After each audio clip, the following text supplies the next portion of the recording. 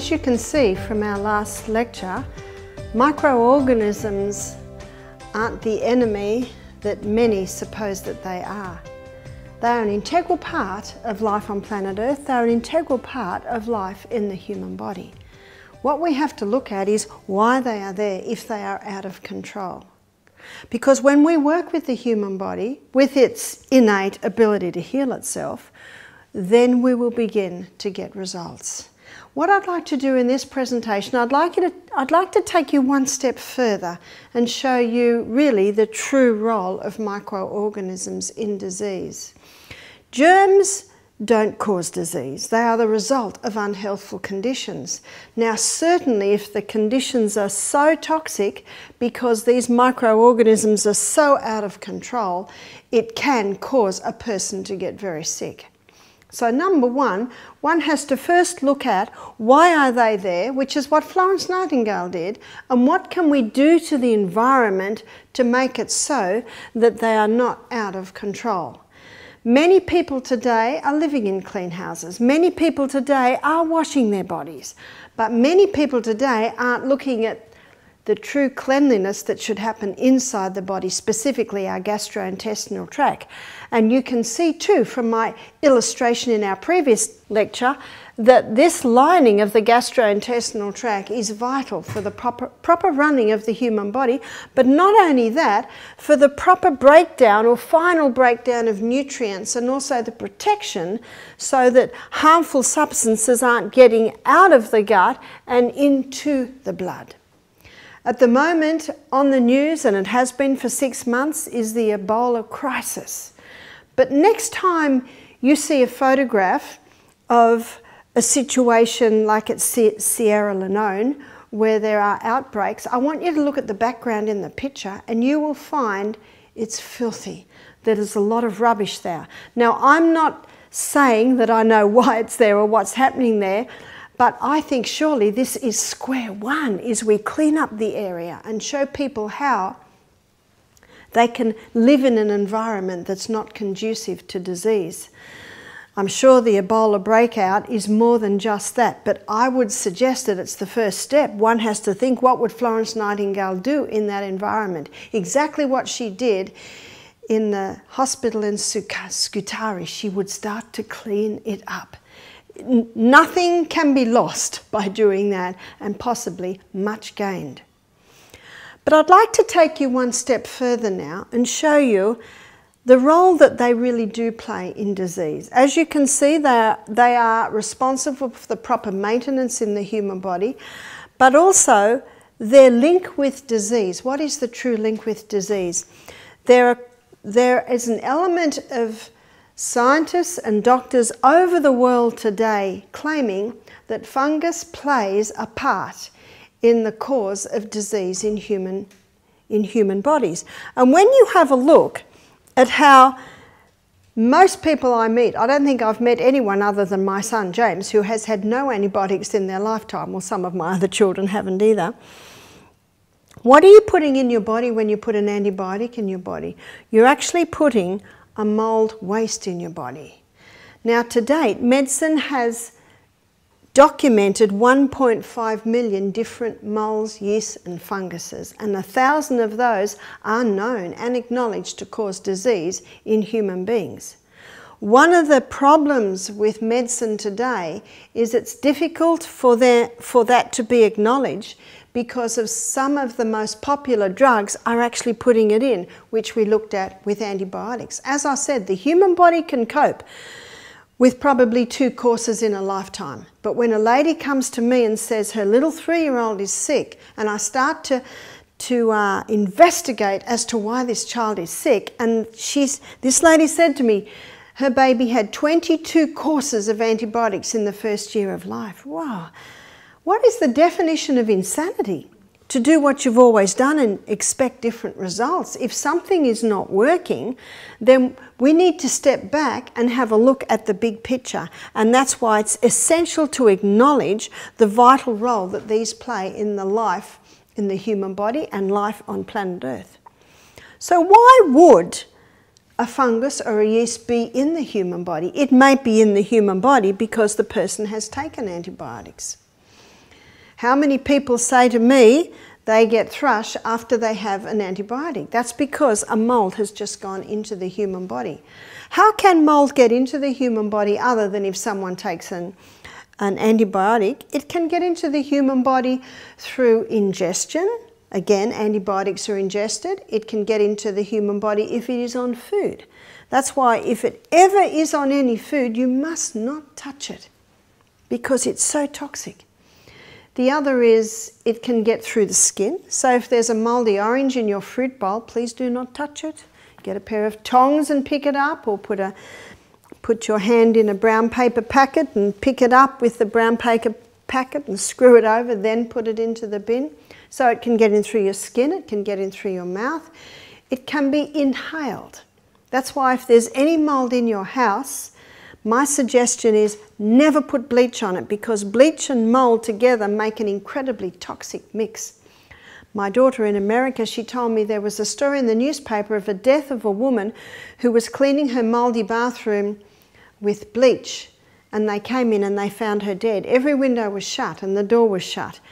Most people, when they clean, because many people do clean bleach with mould, the windows are open or they're not there for a long time. So how can we clean? White vinegar. White vinegar is one of the best. If you have an area that's mouldy, my suggestion is make sure you've got a mask on, make sure your skin's covered, and have a spray bottle with straight white vinegar in and just spray it, and then leave the room. You can come back 15 minutes later because it will be dead, and then you can wipe it up. If you spray and wipe immediately, the dust given off can go in through your skin and you can inhale it. But also important to ring the plumber or ring the builder and find out why it's mouldy, because they're just opportunist organisms. You will find them whenever there's filth, you'll find them whenever the sun and the air aren't getting into the area. Nurses used to read Florence Nightingale's book, Notes on Nursing. That's the title, Notes on Nursing, what it is and what it is not. And when you read her book, you think we should still be reading that book, because her cleanliness rules, some would say, were almost fanatical. She would never have agreed to carpet in a hospital. Carpet is often a breeding ground for germs. When I was nursing many, many years ago, the domestics were constantly mopping. You can mop wood, you can mop tiles, you can mop lino, but you cannot mop carpet. So I say if you like carpet in a room, it should be very short pile and it should be often vacuumed. You may have seen the SBS series a few years ago called Is Your House Killing You? Dr. Peter Dingle, a PhD from Perth, he majors in that series, and he has probably about 7 shows on those 2 DVDs of different homes where people were very sick. And in most of the cases it was a mould factor, and he'd get the team in, they'd find out why there was mould. In one house, every child's toy, every book in the bedroom, it had mould spores on it. And they found out there was a leaking tap underneath, something like that. So that's why the detective hat always has to be put on. That's why this resident Y should ever be here, because there should be no mould in your house. If you would like to even pursue this a little bit more, you can go to, I think it's Leviticus 13 in the Bible, where it says in there, if a house is mouldy, the house has to be pulled down. If the clothes are mouldy, the clothes have to be burnt. In the old King James Version, it's called leprosy. It says leprosy in the house, pull the house down. Leprosy in the clothes. In the new versions, it's called mildew. And then the same Hebrew word uses it for the skin. It's leprosy on the skin. But if they were accurately interpreting it, it would say mildew on the skin. In medicine, a mould is called myco, so mould waste is called a mycotoxin. And if you go to the medical dictionary and look up the word myco, you'll find about 4 pages of the amount of diseases that have a prefix of myco. In other words, they have a mould factor in them and can be caused by that. One lady said, "Are you saying fungus causes all disease?" Well, it has an aspect in disease, and one has to ask why it is there. So if it is in the human body, is it there because gut protection is broken down? Is it there because the person is eating a lot of sugar? Is it there because they're having a lot of antibiotics? Is it there because they're breathing in a mouldy pillow? Is it there because they're a gardener constantly subjected to mould in the compost? You see, it's not as simple as that fungus causes disease. It certainly can be an element, and the detective hat has to be put on and asked, why are these things so? There are a few books, and I'd like to refer to those books now. This book is called Breast Cancer, Hope at Last, and it's written by the former head of the World Health Organization Department of Mycology, which is, of course, the Department of Fungus. And after 25 years of research, you put all his findings in a book. This book's called Breast Cancer, Hope at Last. And he has two other books. One's on prostate and one's called The Garden of Eden Diet. But what I'd like to just give you an illustration of now, I'd like to show you the amount of medical research he quotes. On this page here, there are 16 quoted research papers. In some of his books, he's quoting 30,000 research papers. Wow! So that much of the book is just the quoted research papers. There is another book, and this one's by an Italian oncologist. He's called Dr. Tullio Simoncini. And his book is called Cancer is a Fungus. There's another book, and it's by a Doug Kaufman. He's a medical journalist, and he writes with Dr. Holland. This is an American man. And his book is called The Germ That Causes Cancer. This book's out of print at the moment. You may get it on Amazon, which is where I got it. The book was a soft cover and it fell apart in my hands. But notice the front page of his book, the human DNA and the fungal DNA coming together to cause the cancer DNA. So the link between cancer and fungus is being acknowledged by many today. If you put that into the web, you'll have a whole heap to look at. But this book is very well known. And as you can see by my book, it's a very well-read book. Many guests look at this. It's called The China Study by Dr. Colin Campbell. And he was asked to go to the Philippines because children were dying of liver cancer between 8 and 10 years of age. Liver cancer, now this is something that only usually gets in adults, and at that, alcoholics. And he found the common denominator was peanut butter. Every jar of peanut butter that he tested had aflatoxin. Now the mould that gives off aflatoxin is aspergillus. And aspergillus can grow on grains. Peanuts are a common one. And the mould waste that is given off by aspergillus is aflatoxin. Most people have heard of aflatoxin. Aflatoxin is the most carcinogenic substance that has ever been tested. And these children that were dying of liver cancer, he found that the aflatoxin was in every jar of peanut butter. He presumed that the poorer children would be dying and the wealthy children would not be dying. And he found the opposite was true. And this shocked him because he considered surely the wealthy children would be eating a better diet. But the wealthy children were eating what Time magazine called in one article they did, the meat sweet diet. In other words, high meat, high dairy, high sugar, high refined grains. Whereas the poorer children, they were eating a high vegetable diet, a little bit of soy, a little bit of fish, an unrefined diet. Colin Campbell scratched his head because in med school he was told the importance of dairy, the importance of meat, dairy for calcium, meat for proteins and ions. And yet what he was looking at is the poorer children were living and the wealthy children were dying, and the only difference was that diet. They were still having the peanut butter. So he looked a little bit further, and in one medical journal he saw an article on aflatoxin, on liver cancer, which immediately attracted him. And it was by an Indian doctor. And he had done research on rats. 20 rats, all injected with aflatoxin. Every researcher knows you inject aflatoxin, you create liver cancer. 10 rats, he gave a 20% animal protein diet. The other 10 rats, 5% animal protein diet. That's the only difference. He said, 2 years rats live. And they test rats because rats have a very similar gastrointestinal tract to humans. And he found that at the end of their life, after 2 years, every rat on the 20% animal protein diet were either dead or dying of liver cancer. And he found every rat on the 5% animal protein diet was free of cancer. Never in research do you get 100% versus naught. He was shocked at this. He closed the study because he said this was against everything he'd been taught. Years later, he did his own research, and the book's called The China Study, because in China, I think it was in about the 60s, there's an emperor who got cancer, and he wanted to do research where he did maps on the parts of the country that had high cancer and low cancer rates. And the high cancer were always around the cities where they were eating the refined food, and the low cancer rates were always out in the country. That's why it's called the China Study.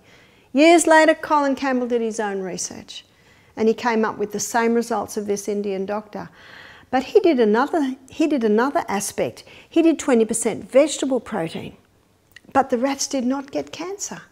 There was something in the animal protein that was triggering it. There are a few things actually. It creates an acid environment in the body, and cancer loves an acid environment. And one of those doctors, he was injecting sodium bicarbonate straight into the cancers.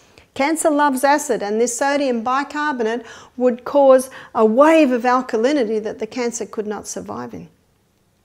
Has he received a Nobel Prize?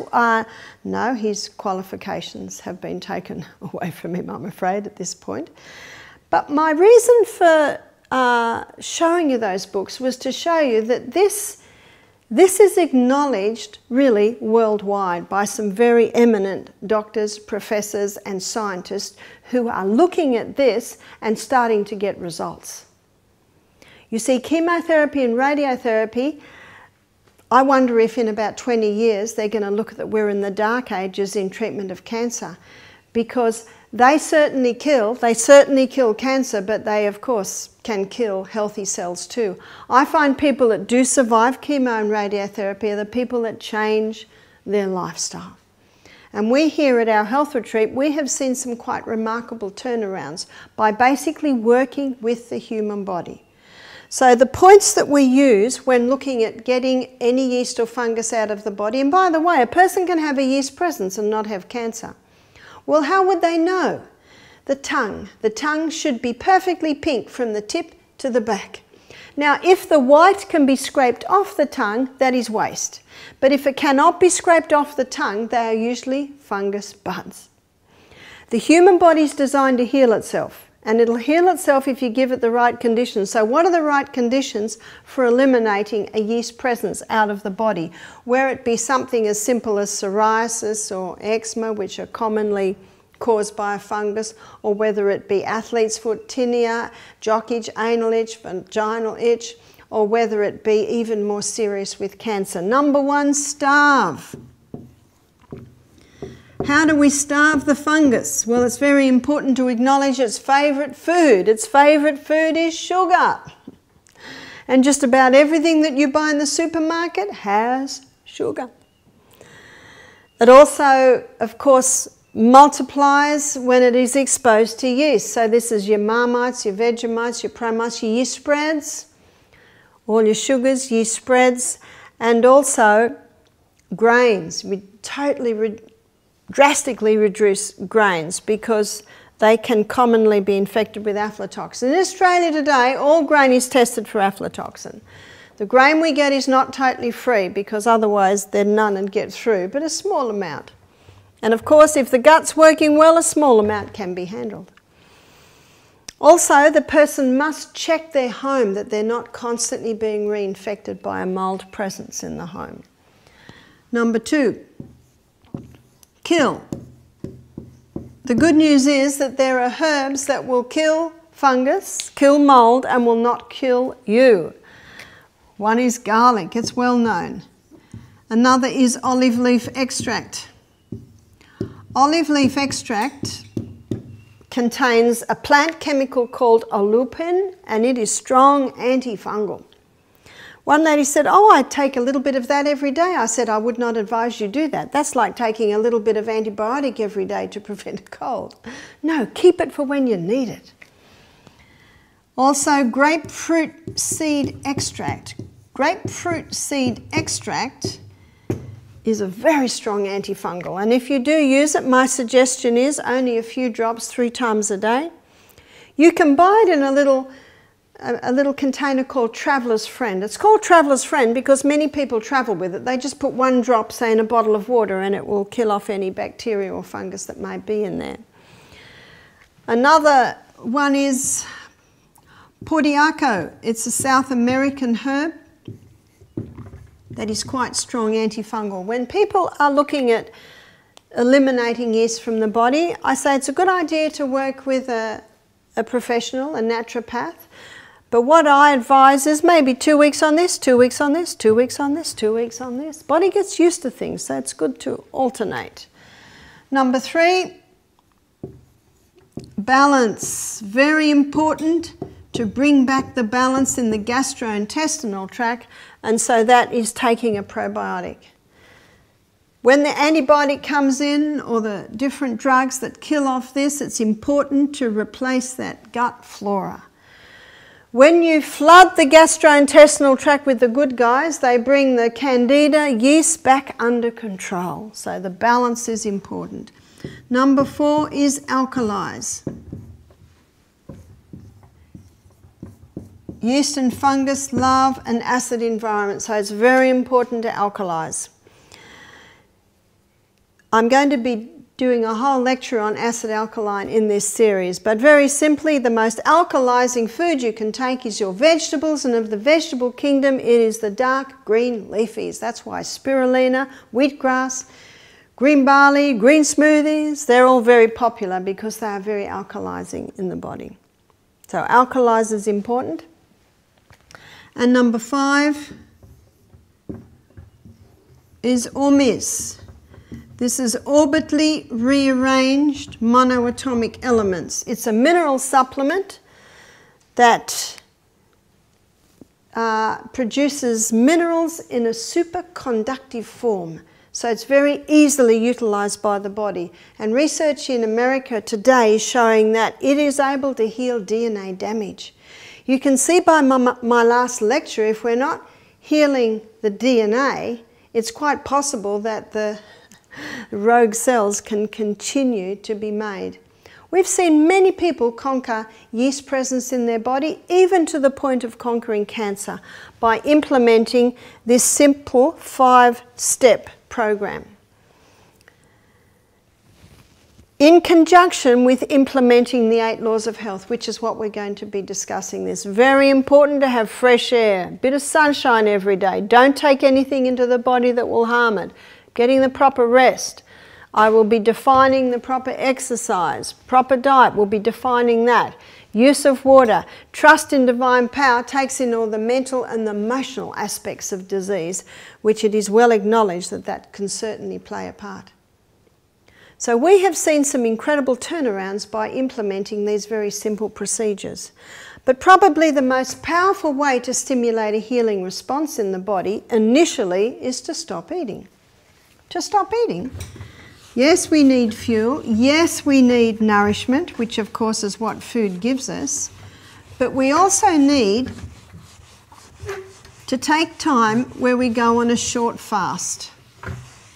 And that's what we do at Misty Mountain Health Retreat. People come to our health retreat to have 2 days on juices. So when they go on juices for 2 days, we serve them mostly vegetable with a little bit of fruit juices about every 2 hours. So every 2 hours they have a fruit and vegetable juice, mostly vegetable. What's happening? Well, digestion is like an explosion on the human body. And an enormous amount of energy and blood is required to digest a meal. So when a person's not digesting, all that blood and energy starts to go round the rest of the body looking for something to do. It's been used for centuries in Europe as part of detox or cleanse or stimulating a powerful healing response in the body. It can be likened to what happens when you or I are on holiday at home. I don't know about you, but I go to the parts of my house that are bugging me. I get given a lot of information, papers come in, and they often tend to pile up. Every day we sweep the floor, we wash the dishes, we wash the clothes, we make the beds. So we do all our basic maintenance, but I'm talking about that extra stuff. Well, this is what happens when you stop eating. The body starts to go to other parts, and it'll be different in every single body.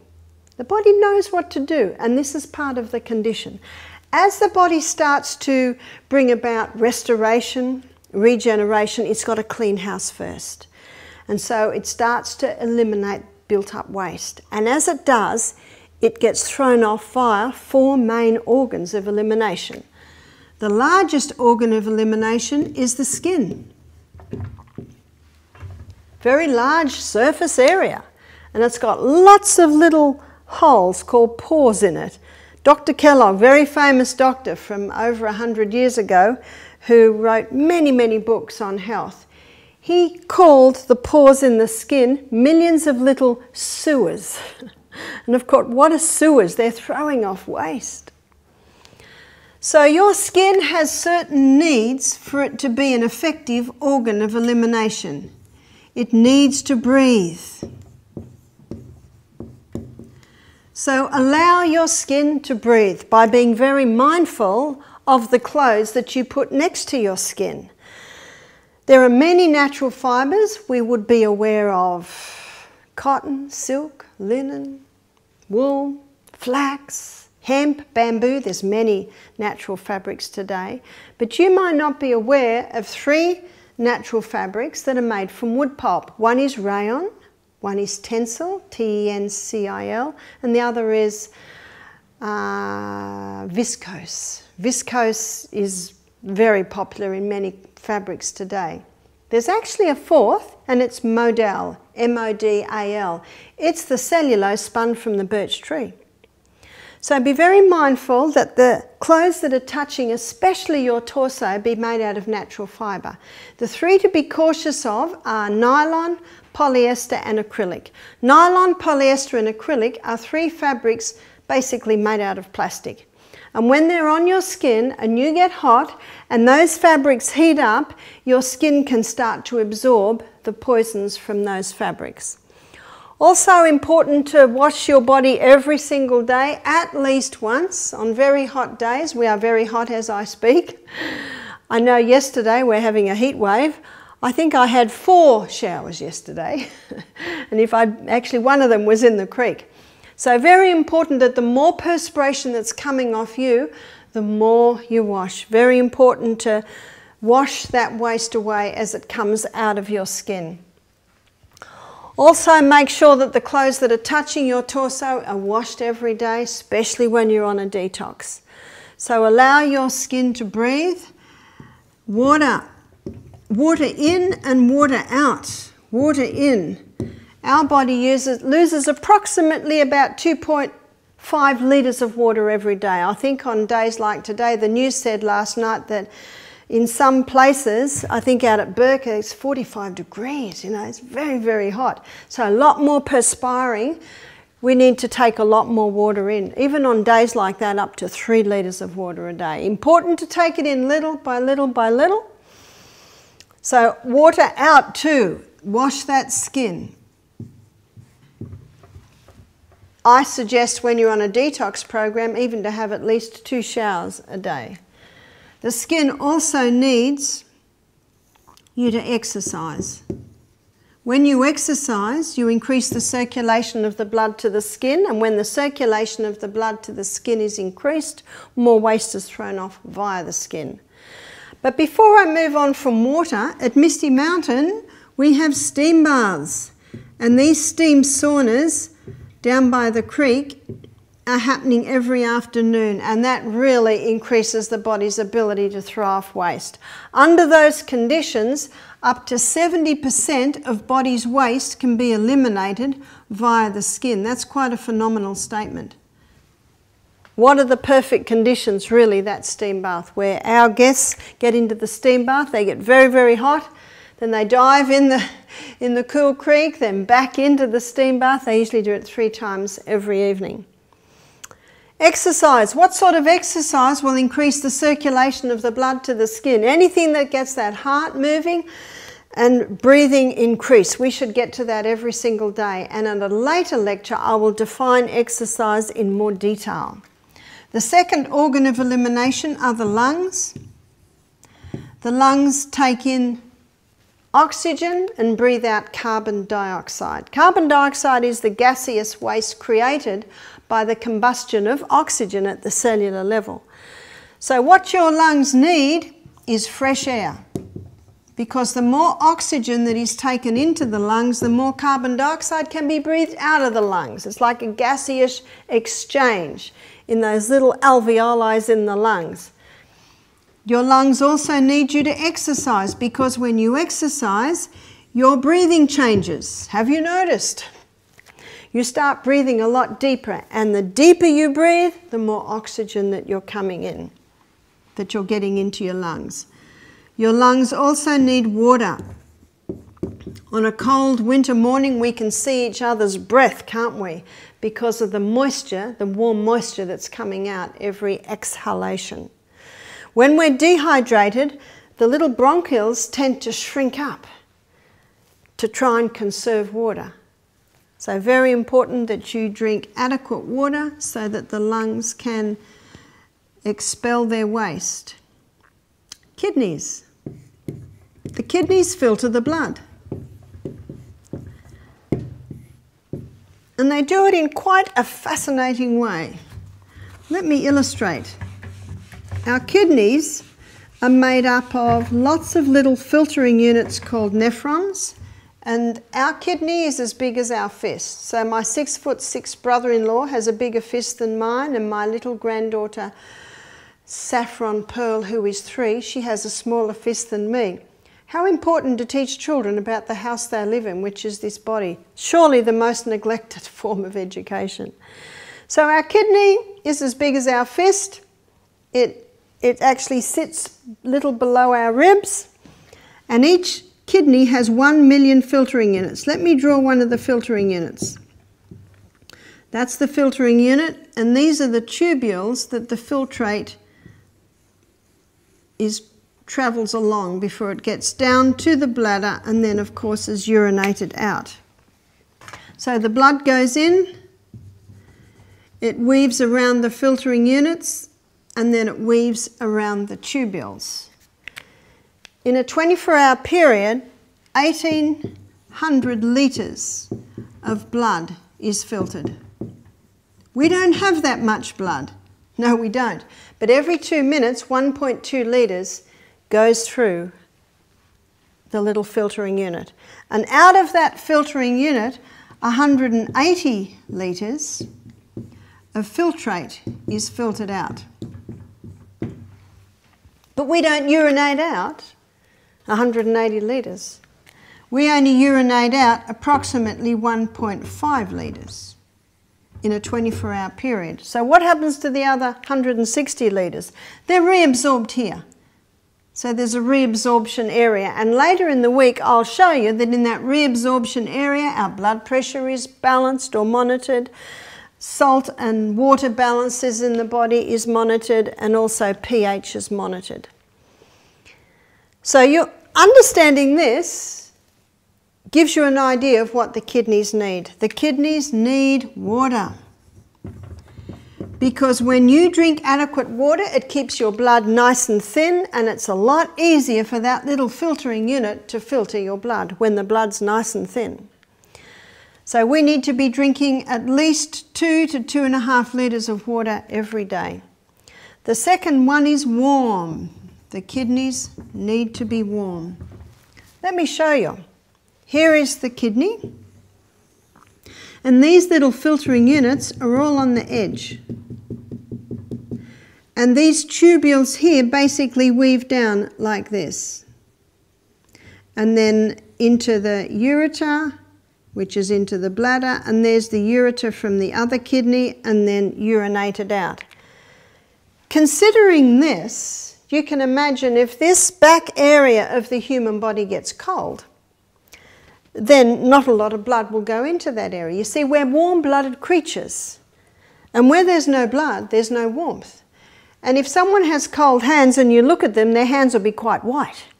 But if they clap their hands and rub their hands together, the hands become pink and now they're warm. Do you know why they're warm? Because they've got blood in them. So it is the blood that causes the warmth. So let's say, and it has been a common fashion over many years, to have the midriff area bare. And that's all right on a day like today. And it's all right in the middle of summer in Cairns. But when I lived in Melbourne a few years ago, in the winter you would see young girls with bare midriffs. What happens is the blood's not getting in there because it's so cold. And so what's happening is the blood's not getting filtered. And so waste starts to build up in the blood. And who's going to clean up the waste? Your own microorganisms evolve into the clean-up team. And then the girl goes to the doctor because she's discovered she's got a urinary tract infection. Hopefully that doctor says to her, how much water are you drinking? You've got to keep those kidney warms. Are you exercising? Have you stopped the coffee? Have you stopped the Coca-Cola? But I've got a friend, she's a doctor, and if she says that, you know what the girl will do? She'll get up, leave her surgery and find someone who'll just give her a course of antibiotics. No, she's got to keep those antibiotics when she really needs them. Urinary tract infections are quite easily fixed. You've got to look at what causes them, start to drink more water. But this is continuing. And so the brain says, the kidneys are having a problem. They're not able to filter the blood because they're so cold. Let's insulate the kidney. And what does the body insulate the kidneys with?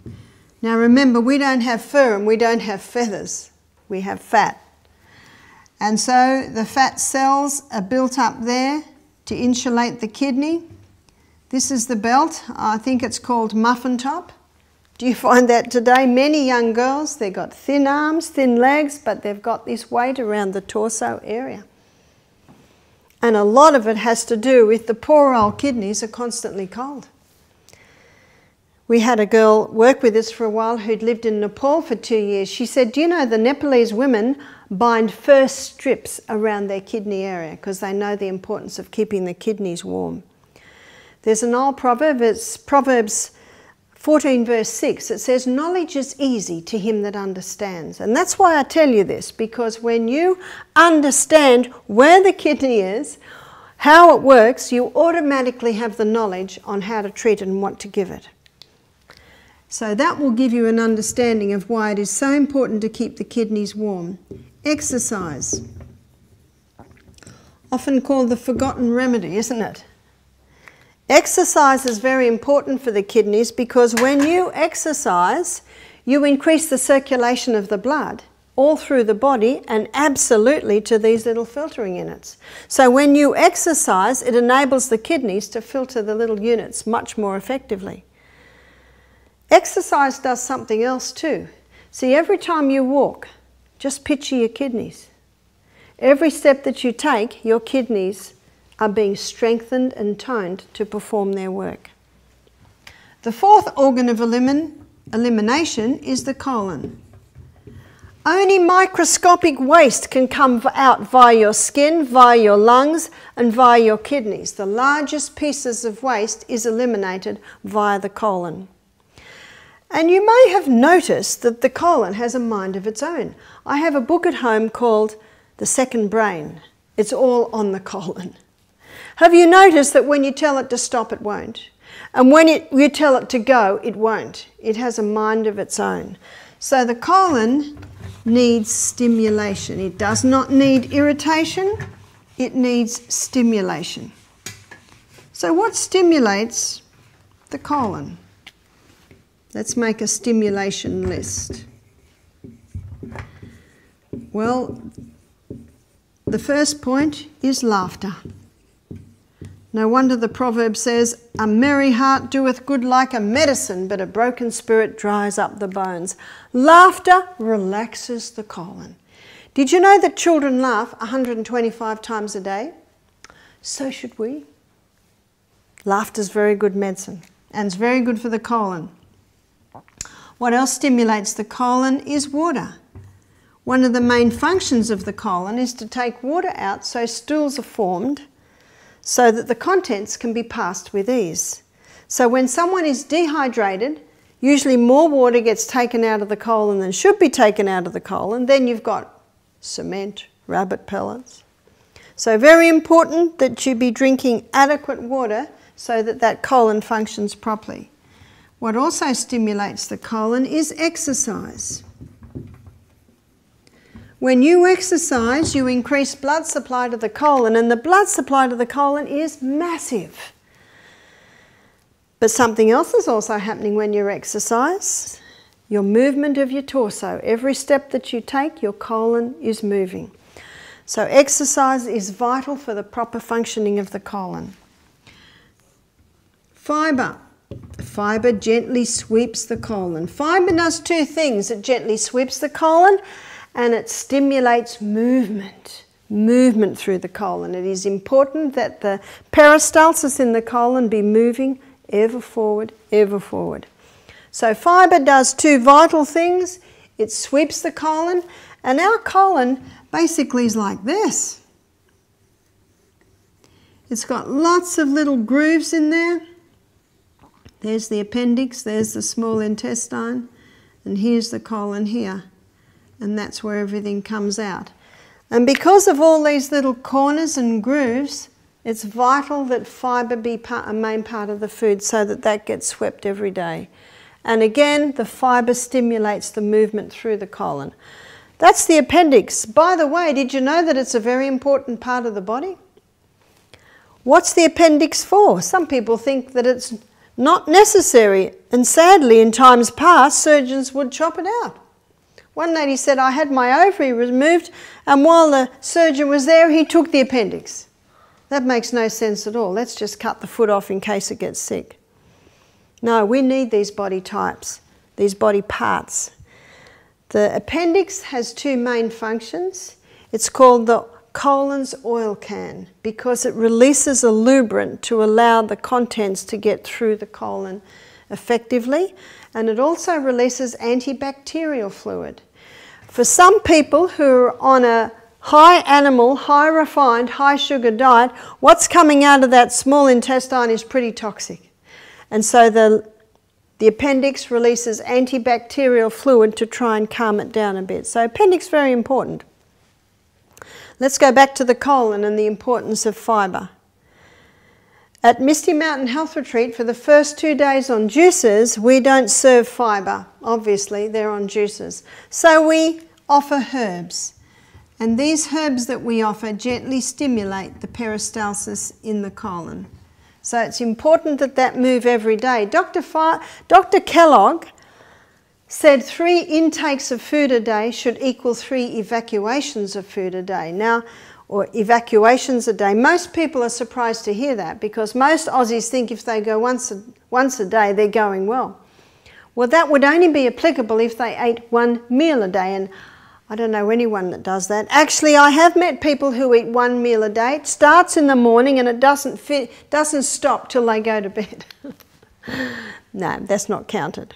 We should be having, and I'll show you this in a later lecture, we should be having a meal, then we should be having a nice 5-hour break ideally, and then we should be having another meal. That's what the stomach and the colon loves. We are creatures of habit, and the colon loves you to be in a habit. It likes you to eat at the same time every day, drink at the same time every day, go to bed at the same time every day, get up at the same time every day. Now obviously there are times when we can't always do that, and the colon can cope with that. But how many people when they travel say their colon stops because what's happened? They've been thrown out of their usual habit times. The colon loves it when you have breakfast at 7 o'clock or 7:30 or 8 every day. What it doesn't like is 5 o'clock one day, 10 o'clock another, 8 o'clock another, 1 o'clock another. It doesn't like that. It can cope with the odd day. In a couple of weeks I'm travelling to America, so everything's going to be thrown out. It can cope with that. It doesn't mean you have to have breakfast at 7 o'clock every day, and if it's 7:05 you're in trouble, or it's 5:27. No. The colon can cope with about a half an hour either side. But we are creatures of habit. Your cell's a creature of habit. Your colon is a creature of habit. And the good thing about giving your body times where you do the same things at the same time every day is you can predict.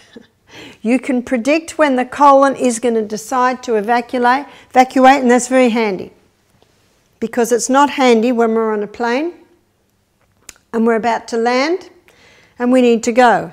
And at that time, we are very thankful for our anal sphincter because it will hold.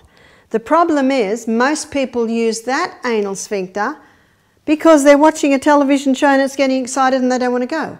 Or they're on the phone to a girlfriend and they're busy in the middle of an exciting story, or she's telling something and they don't want to go. Can you see what I mean? Many people use this, what we're very glad of, the anal sphincter holding, when the rest of our body wants to go. We're very glad of that. But many people use it too often. And then the colon gets into a habit. And I think most people know that the person feels to go, but they don't go because they're in the middle of an interesting game or show. And then when it all finishes, they go to go and they can't go. Because when you feel to go, this area of the colon fills up, and that's the pressure on the anal sphincter. If you don't go, then everything actually falls back into the previous part of the colon. And the water continues to come out, because remember, that's one of the main functions of the colon, is to take water out so stools are formed. And what's happening to this bit that's staying in there longer than it should be staying in there? It's getting drier and harder, and then it's more difficult to pass. So the person says, I'm going to have to give it a bit of help and strain, and then terrible things pop out called hemorrhoids. I remember when I used to work in the operating theatre and I assisted for some hemorrhoidectomies. Oh, nasty. They put a little bit of suture line around the neck and just cut it off. I always used to think, oh dear, that's going to feel terrible when they wake up. Well, nothing compared to how they're going to feel when they pass their first bowel motion. And usually painkillers are given. And painkillers are well known to constipate, so you get this vicious, vicious cycle. So remember, prevention is worth an ounce of prevention is worth a pound of cure. We should change that, because we're into kilos now. But this is prevention. Very important to prevent any problems in the gastrointestinal tract, especially at the bottom end. It should be running very nicely and very smoothly, and then that makes for a very happy human being. Remember, important part of the colon, if the sewage system isn't working well, nothing works well. Just remember this, that when you feel to go, promptly answer nature's immediate call. Got that? We need to promptly answer nature's immediate call, because your body panics if you don't. Very important to do that. It's an important part of making sure the colon works well and getting into the habit of listening. Have you ever been to a doctor who won't listen to you? It's very frustrating, isn't it?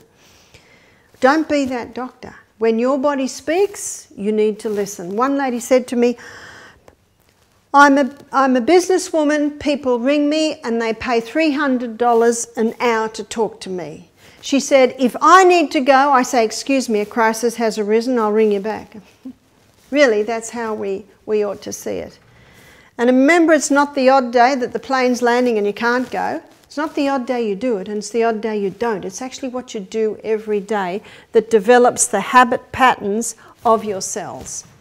If you have a look at most babies and children, they evacuate after every meal. Then they go to school and they don't want to. They're too embarrassed to leave the classroom, or they're not allowed to leave the classroom, and that's really when the habit patterns begin. But the good news is we're constantly being remade, and you can change those habit patterns. On my last lecture, I'm going to show you how you can rewire your brain. And you rewire your brain, you can also rewire your colon. As I said to you, only microscopic waste can come out of the skin, lungs and kidneys. It's the largest pieces of waste that is eliminated via the colon. In my next lecture, I'm going to be discussing your project manager, which is your liver, and your liver is the organ that is orchestrating where the waste comes out. But before we end this presentation, there's one more tiny little member. It's called the tongue. And it is also an organ of elimination. And on a detox program, it's not unusual for people to wake up with tongues that feel terrible. That's because the waste is coming out. And there's a very simple thing that you can do to help that waste come out and be eliminated. It's called oil pulling. Oil pulling has been known for centuries all through Europe. I myself have only known about it for about 10 years. What is oil pulling? It's putting a spoonful, if you're not used to it, start with a teaspoon, putting a small spoonful of oil, I prefer coconut oil, in the mouth and then swishing. So swish, swish, swish all around the mouth, and you may do it for 10 minutes. You might swish for 30 seconds and rest for 30 seconds, something like that. Now, at the moment, our coconut oil is clear because it is so hot. In the winter, it's solid, then it's quite white. But when it is liquid, it is clear. And I say to our guests, when you spit the coconut oil out on the grass, please not down the sink because it could go solid and clog up our drains. Spit it out on the grass. As you spit it out, you will see it is no longer clear.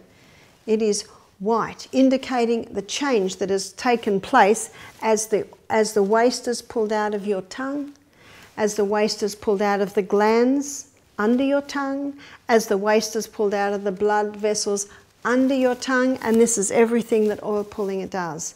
So it's called oil pulling because you're using oil, and as you swish, it pulls out waste from your tongue and from under your tongue. I've also known people to conquer gingivitis, that's sore gums, bleeding gums, by oil pulling every day. I suggest that our guests on the detox program oil pull maybe about 3 times a day, especially on the juicing days. You get better at it. One lady said she started to oil pull and after a minute she couldn't bear it anymore. I said, that's all right, spit it out. Next time you do it, if you go 1.5 minutes, you'll be doing well. I'm so used to it now. I oil pull every morning. I need to do this little detox because I travel such a lot and I'm in planes such a lot, and I find it a very effective way at doing a very simple and a very easy detox.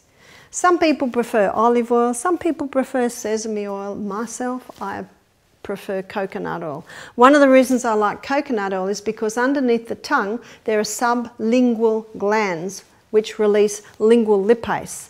And when that lingual lipase connects with the coconut oil, it causes a release of antibacterial properties. So that's another reason why your coconut oil is so good at the oil pulling.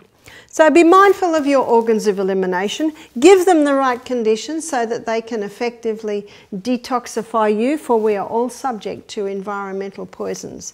And in my next lecture, we're going to be looking at the project manager, which is your liver.